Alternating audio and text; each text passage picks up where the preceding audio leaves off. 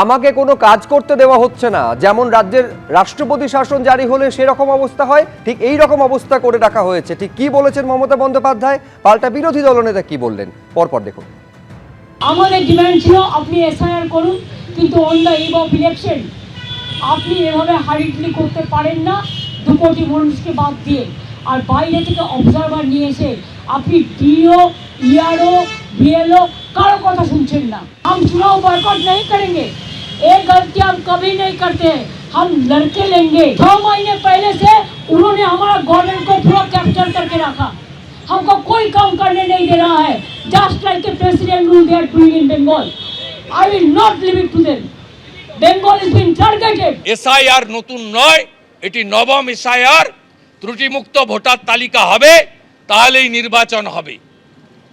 সঠিক সময়ে ভোটার তালিকা প্রকাশের দায়িত্ব ইলেকশন কমিশনের, সহযোগিতার দায়িত্ব রাজ্য সরকারের। ভারতীয় জনতা পার্টি মনে করে যে ত্রুটিমুক্ত ভোটার তালিকার মাধ্যমেই নির্বাচন হওয়া উচিত।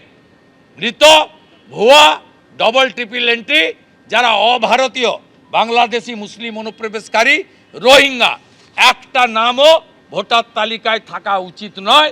আমরা আমাদের স্ট্যান্ডে দাঁড়িয়ে। এর আগে আজ সকাল থেকে রাজধানীর রাজনীতি একেবারে উত্তপ্ত হয়ে উঠেছিল যখন মুখ্যমন্ত্রী মমতা বন্দ্যোপাধ্যায় দিল্লি পুলিশের বিরুদ্ধে অতি সক্রিয়তার অভিযোগ তুলেছিলেন।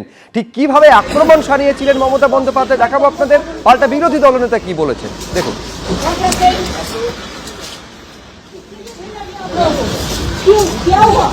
क्या हुआ आप लोगों ने क्या कर रहा है इधर में? दिल्ली पुलिस से क्यों आप लोग थ्रेट कर रहा है? क्या किया है? आप इधर में रुको, आप तो इधर में से भाग क्यों रहा है? भाग क्यों रहा है? देखिए भाई, हम नमस्ते करके कहते हैं ब्रदर व्हाट हैपेंड। দেখুন, এটা খুব স্যাড। সকাল থেকে বঙ্গভবন এবং আমাদের দুটো বঙ্গভবনে সেন্ট্রাল পুলিশ, দিল্লি পুলিশ দিয়ে ভর্তি করে দিয়েছে। দেখছে ঘরে ঘরে খুঁজে কে কে এসছে। এটা ওরা করতে পারে না। They don't have any right to search room to room in Bangabhavan that which people are staying from Bengal. This is our Bhavan and you will appreciate 150 people died because of SIR and their family members, out of that few family members came to raise their voice. নিশ্চিতভাবে দিল্লি পুলিশের কাছে কিছু input রয়েছে। আনসারুল বাংলার লোকেরা মুর্শিদাবাদের হরিহর পাড়ায় যদি থাকতে পারে, কাশ্মীরের জঙ্গি যদি ক্যানিংয়ে থাকতে পারে,